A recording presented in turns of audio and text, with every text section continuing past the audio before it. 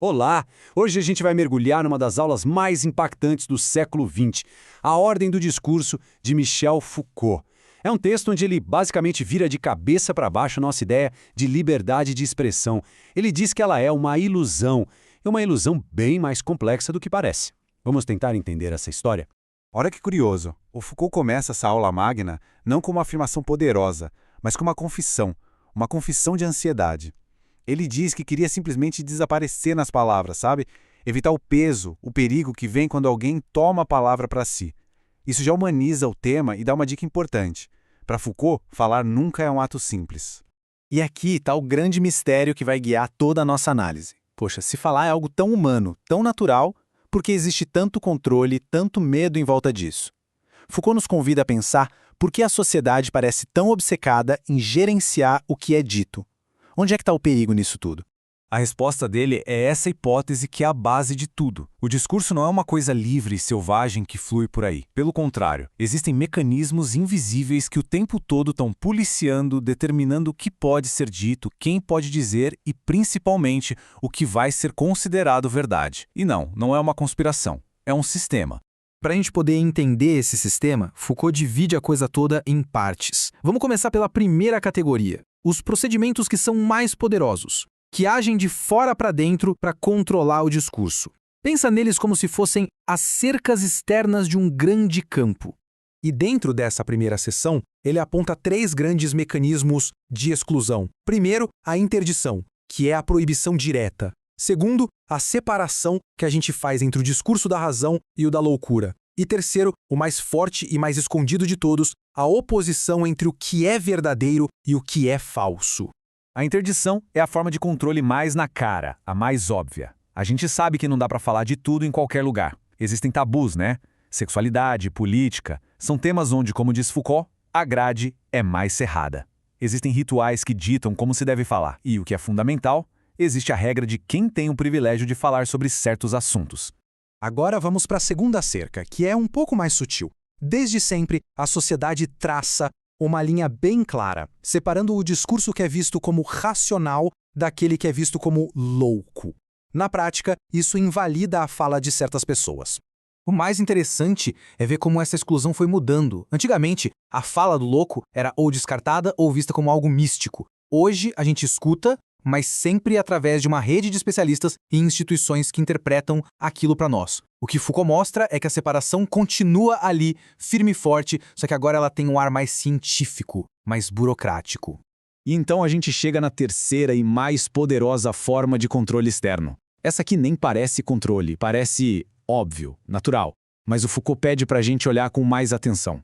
A nossa vontade de saber a verdade, na real, é um sistema histórico, que exclui qualquer discurso que não se encaixe na sua definição do que é verdadeiro naquele momento.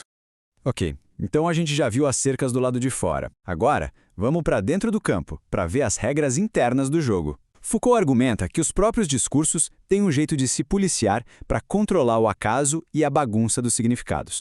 Pois é, o ponto central aqui é que o controle não vem só de fora. Ele está embutido na própria estrutura de como a gente organiza o conhecimento.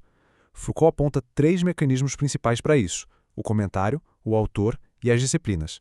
Pensa, por exemplo, em textos religiosos, leis ou os grandes clássicos da literatura. O tal do comentário garante que a maior parte do que a gente diz não é criar algo novo, mas sim repetir o que já foi dito, interpretar um texto original. Isso limita o caos, sabe? Força a conversa a ficar girando em torno de um ponto fixo. Do mesmo jeito, a figura do autor não é só a pessoa que escreveu o livro, é um princípio de organização. Quando a gente atribui um monte de textos a um autor, a gente dá uma unidade, uma coerência para eles. E com isso, limita as interpretações. A função autor, como ele chama, é uma forma de controlar o significado. E o terceiro mecanismo interno talvez seja o mais forte no mundo de hoje: a organização do saber em disciplinas. Biologia, economia, história. Cada uma delas tem suas próprias regras sobre o que pode ser considerado uma afirmação válida ou não. E para ilustrar isso, Foucault usa o exemplo genial de Gregor Mendel, o pai da genética. Foucault chega a chamar ele de monstro verdadeiro. E o motivo disso é muito revelador. O fato é simples. Lá na década de 1860, o Mendel descobriu as leis da hereditariedade. O que ele dizia era objetivamente a verdade. Só que aqui é que está o pulo do gato. Mesmo falando a verdade, o Mina não estava no verdadeiro. O que isso quer dizer? Significa que ele não estava jogando segundo as regras da disciplina da biologia do século XIX. Os seus métodos, os seus objetos de estudo, tudo aquilo era estranho demais para os biólogos da época. E isso ilustra o ponto de uma forma brilhante. Não adiantou nada o Mendel estar certo. Para que a verdade dele fosse ouvida, a própria disciplina teve que mudar. A polícia do discurso da biologia teve que reescrever suas regras décadas depois para, aí sim, o trabalho dele ser visto como verdadeiro. Ou seja, a verdade por si só não basta. E isso nos leva de volta para aquele sistema de controle mais fundamental, aquele que segura todos os outros que a gente viu até agora, a vontade de verdade. Então, afinal, o que é essa vontade de verdade? Definitivamente não é um desejo puro por conhecimento. É um sistema histórico, cheio de regras e procedimentos que impõem uma certa forma de verdade sobre as outras. É, no fundo, uma máquina de excluir. E essa vontade não é só uma ideia solta no ar. Ela é sustentada por uma estrutura institucional gigantesca. Universidades, laboratórios, editoras. Tudo isso trabalha para produzir, validar e distribuir aquilo que a gente considera verdade, reforçando o tempo todo as regras do jogo. E aqui está o ponto final, o mais importante de todos. A vontade de verdade é tão eficiente porque ela se esconde. A verdade que ela produz parece tão natural, tão objetiva, que a gente nem percebe mais os outros sistemas de controle. A proibição, a separação da loucura, tudo isso passa a ser justificado em nome da busca pela verdade. Ela esconde a própria violência que comete. E é assim que o Foucault nos deixa, com essa pergunta que, olha, é de tirar o sono.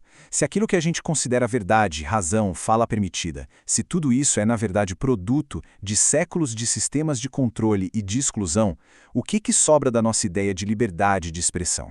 O que realmente significa falar livremente? É uma reflexão que com certeza muda o jeito que a gente ouve tudo ao nosso redor.